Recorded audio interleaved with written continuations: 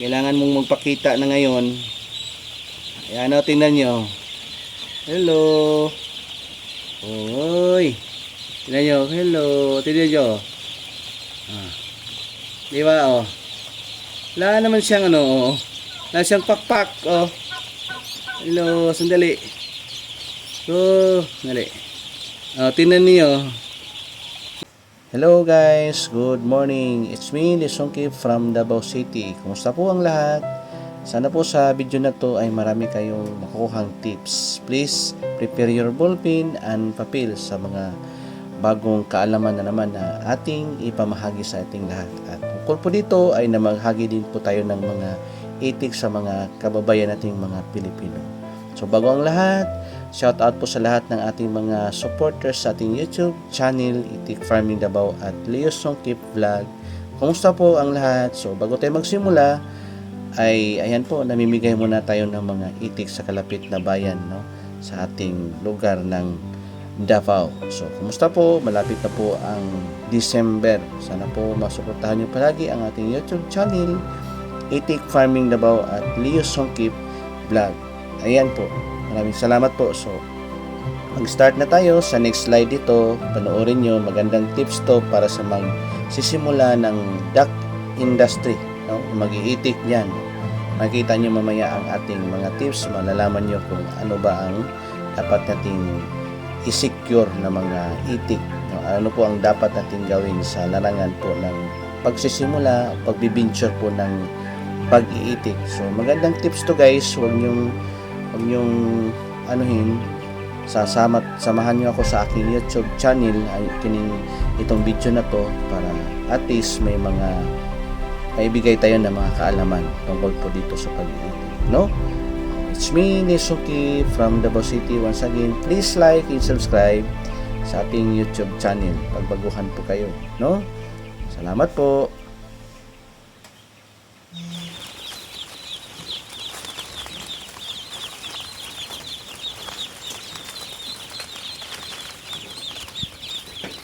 Yan po ang ating Ifan Itik Pinas guys, oh. Panoorin nyo po. Ang dami na po. Yan po lahat. Yan. Good morning. Good morning. Good morning Davao City. Good morning Mindanao. Good morning Philippines. Good morning everyone. Yan ang ating Itik Pinas. Good morning. Ang dami. Woohoo! Good morning mga ka-farmer, ka-itik. Kumusta po lahat po? Kumusta kayo dyan? Kumusta po? So, shout out po sa lahat po naka-abin sa ating Itik Pinas, no? Luzon, Visayas, Mindanao. At sa mga OFW, mga overseas worker, no? Maraming salamat po sa palaging panonood sa ating video, no? Paulit-ulit po na nagbibigay tayo ng information, larangan po sa pag-iitik, lalo na po dito sa ating mga alaga na pure Ifan Itik Pinas, Nucleus Farm here in Davao City at Bahayo Farm. Kami po ang partner dito doon po next to Chaong Quezon. Proud to present to you po na maipagmalaki po namin po yung aming mga quality ng itik.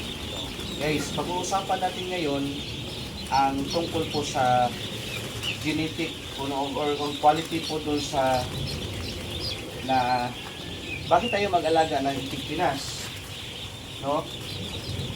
Bakit kailangan natin mag-secure ng Ifan Itik Pinas na legit, no? Una is dapat yung pagsisimulan natin na pag-iitik, pagka nasimulan mo ng maganda yung quality ng itik ay number one, check na kaagad, no? So maghahanap kayo ng mga legit supplier na Itik Pinas. I think dito sa sa Mindanao, dalawa lang po, no? Dalawa lang po ang nandito na nag-distribute na ng Itik Pinas dito po sa Mindanao. So ang una po ay kami, no? Tayo po dito sa Bahayo Farm, Davao City, no? Ayan po ang ating partner sa breeder, Nucleus Farm Guys, mamaya papakita ko yung aming certificate to prove to you na legit po, no? Nakikita natin na certified po tayo sa DOST, certified po tayo sa BAI, at awarded po tayo na tayo po ang tawag dito, yung ating Itik Pinas po na distribute is legit na F1. No? Okay? So, Itik Pinas po dapat ang aking i-promote. So, dapat talaga Itik Pinas, no? Yung Itik Pinas, na klaro po na Itik Pinas po. Ang kulay po ng Itik Pinas, kung i-generalize natin, kulay brown at black. Pero itong brown na to, kung napapansin po natin, meron siyang dalawang klase. Okay? So, una, may F1 kaki. Okay? F1 kaki, ito po yung may yellow sa dibdib. Yan, F1 kaki. Meron din tayong pero ano lang, no, meron tayong kayumanggi, no. Yung kayumanggi naman minsan lang yun siyang lalabas, no, pagka selected talaga yung ating mga breeder, yung pure talaga. Okay, minsan wala na nang lumabas sa amin dito na kayumanggi. Okay, so yun, yan po yung palatandaan na pagka parent stock na gagaling po yung Itik Pinas niyo, ay dapat magkapareha yung kulay. Okay, magkapareha yung kulay. Then, ano lang, yung sa lalaki naman, yung kulay itim. No? Kulay itim. So, kung may makikita kayo nag-claim po ng Itik Pinas, na minsan may puti dito, or may puti dito yung patukaan niya, may puti, masasabi natin na siguro Itik Pinas din yun, pero hindi siya yung F1. Malamang F3, or F2, F4, no? F4. May F4 pa ba? Okay? So, malayo na din yun sa genetic. Papalapit na po yun sa kanyang inbreeding. So, tandaan nyo po yan. Kasi po nasasanay po tayo na pagka Itik Pinas, madali siyang sabihin Itik Pinas, pero pagka alam nyo po, alam nyo lang yung mag-distinguish, malalaman nyo. So, doon sa mga baguhan na mag-iitik, ay dapat, kung kukuha kayo ng Itik Pinas, guys, dapat sa mga legit supplier, yung nagbe-breed, o kung pwede puntahan niyo yung farm para makikita niyo yung facilities, yung puntahan niyo para din sa after sales, no. Ibig sabihin, pagka mag-engage kayo ng itik, duck industry or duck business, meron silang maibigay na tawag dyan, yung kaalaman, yung mga basic information, paano mag-alaga, feeding guide, meron yan siya. Okay? Pangalawa, yung quality ng feeds. Right? May mga quality feeds na available sa market. Pero guys, ang inopromote ko talaga na feeds is yung sari manok. Yung sari manok, kung hindi sa sari manok na nagpupursige din po na maiparami yung mga Itik Pinas sa ating bansa, na hindi siya ganito karami kayong ngayong Itik Pinas. Siguro nga, malaking bagay po yung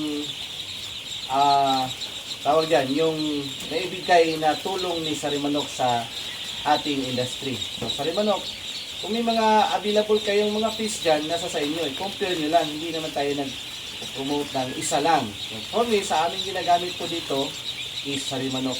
No? Okay? Ano pa bang meron? So, yung pangatlo, siyempre, dapat sana, pang-una yung kapital. Dapat may kapital. So guys, yung pag-itik,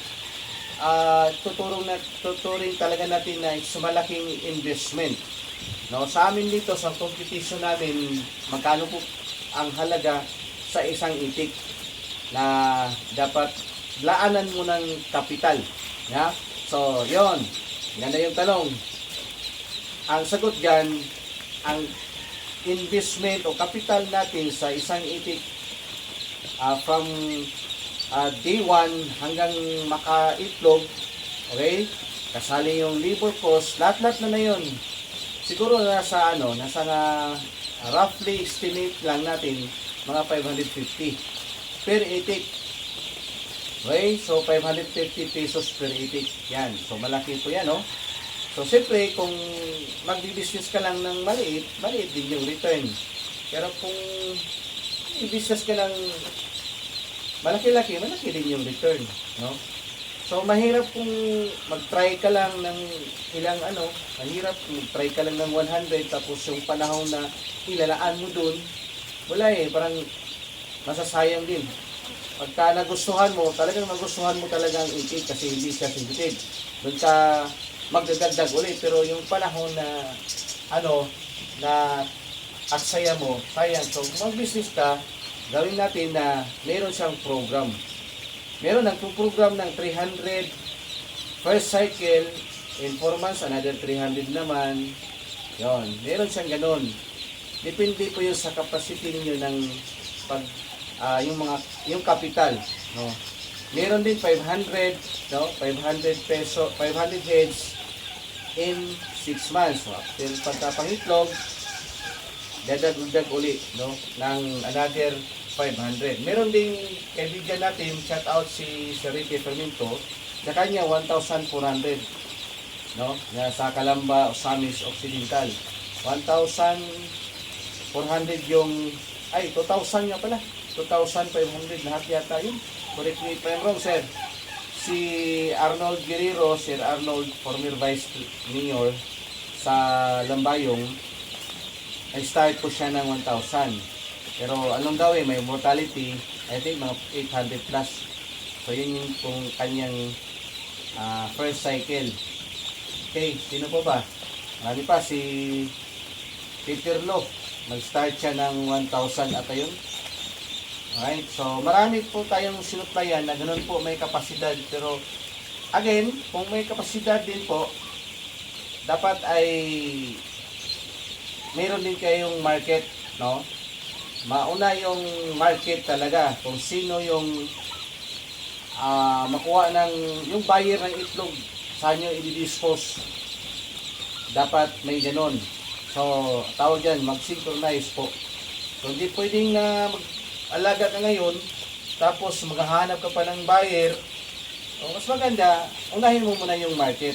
For example, kausapin mo, kaya mo bang i-supply ito, magkano ba, ilan ba ang kaya namin i-produce. So, yun.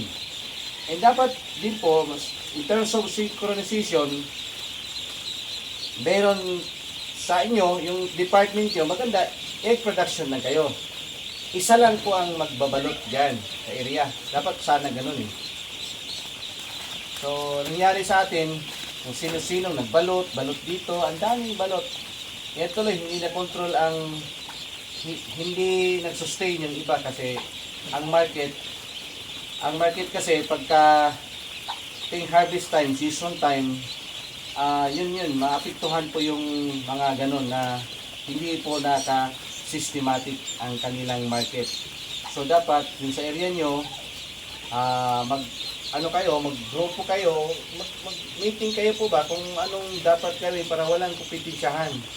No, magbalot ka, ano bang gusto mo, balot sa'yo o egg production ka lang, yun yung maganda. Yan po. So, ano pa bang meron? Yun, so kaya ako nag-vlog ngayon guys.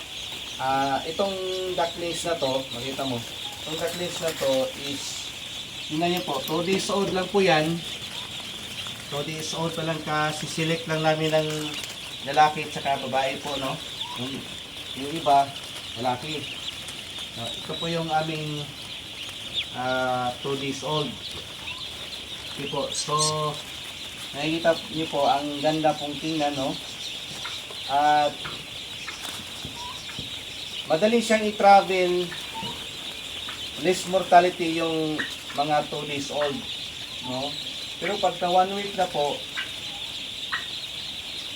mahirap siyang i-travel personally sa amin kasi una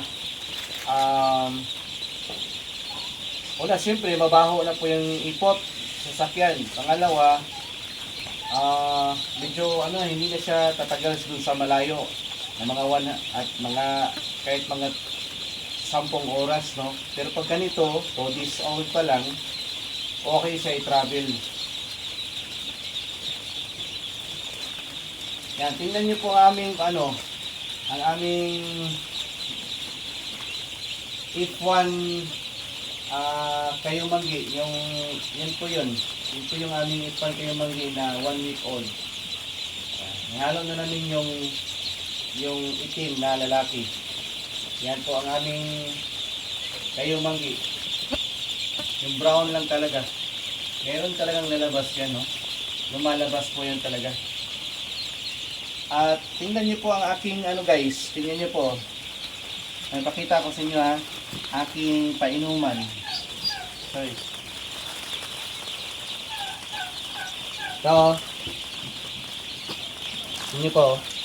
Kasi dati, tingnan niyo po.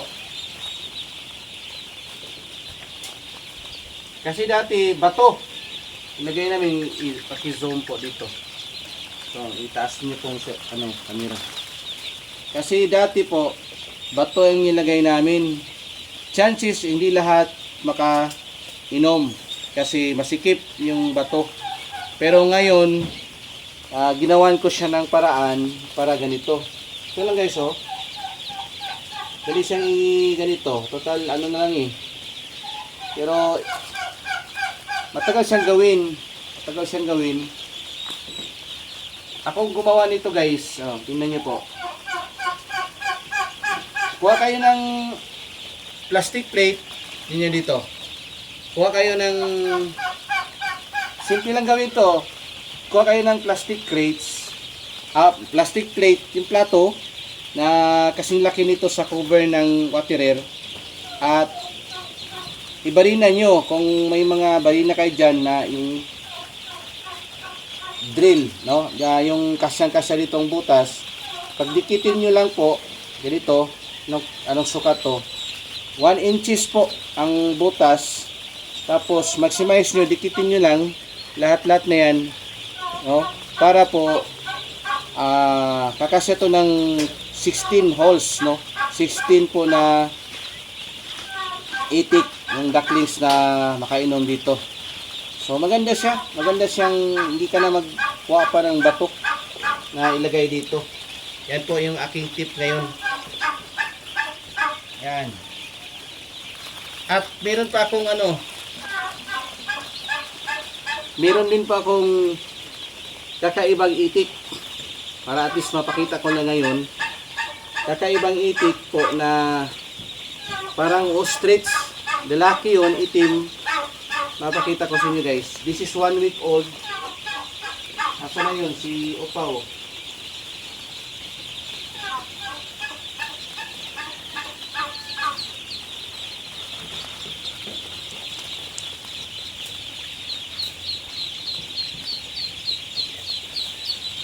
Upaw. Zoom nyo po. Dito sa akin.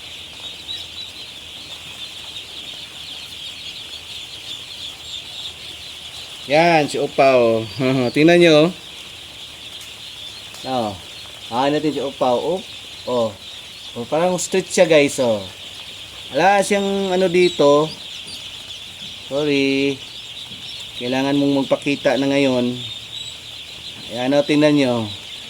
Hello. Oy. Tingnan nyo. Hello. Tingnan nyo. Diba wala naman siyang wala siyang pakpak. Hello, sandali. Sandali. Tingnan niyo. Di ba? Yeah, tingnan niyo. Oh. Wala siyang papakira. Oh. Kakaiba to. Guys, meron pang isa nito. Tatlo ang paa. Tatlo ang paa. Yan. Hello. Cute, oh, cute. Wala siyang balahibo dito. Good morning. Good morning. Tingnan nyo. Malaki na to. Good morning. Sandali, sorry. Dali lang. Tingnan nyo. Sandali, sorry. Sandali lang. Tingnan nyo. Tingnan, pakita mo dito. Kita mo. Pakita mo. Zoom. Zoom good. Ilapit mo. Ano, parang kasya talaga sa screen ba? Wala na. Ito na. Okay na.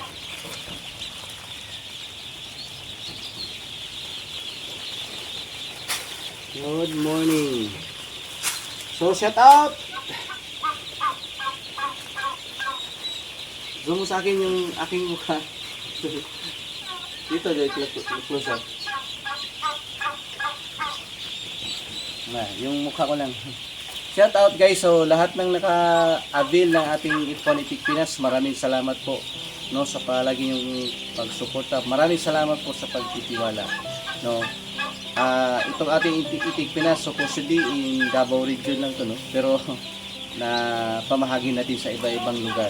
So, maraming salamat po. Yung inyong mga Itik Pinas na booking po, na book niyo, na pa-reserve. Abangan nyo po sa next week na production natin. So, yun. Paragi akong mag-update po sa inyo yung ating quality ng Itik Pinas. So, hanggang dito na lang. Dito po sa aming lugar ng Davao City. At ako po si Leo Songkip na taga Davao. Maraming salamat po sa panonood niyo. God bless po everyone. Happy farming.